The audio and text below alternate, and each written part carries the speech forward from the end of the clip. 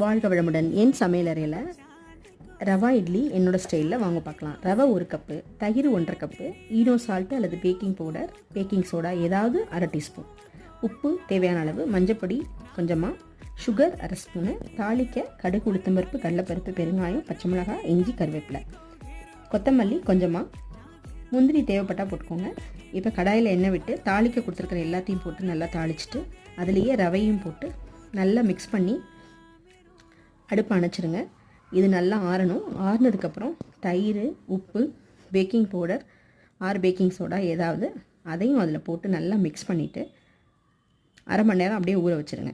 1/2 மணி நேரத்துக்கு அப்புறம் கெட்டியாகிடும். அப்போ திரும்ப கொஞ்சம் தயிரை விட்டு நல்லா மிக்ஸ் பண்ணிவிட்டு இட்லி தட்டில் எண்ணெய் தடவிட்டு இந்த மாவை இட்லியாக ஊற்றி நல்லா வேக விட்டு எடுத்திங்கன்னா சூப்பரான ரவா இட்லி ரெடி. ட்ரை பண்ணி பாருங்கள். தேங்க்ஸ் ஃபார் வாட்சிங்.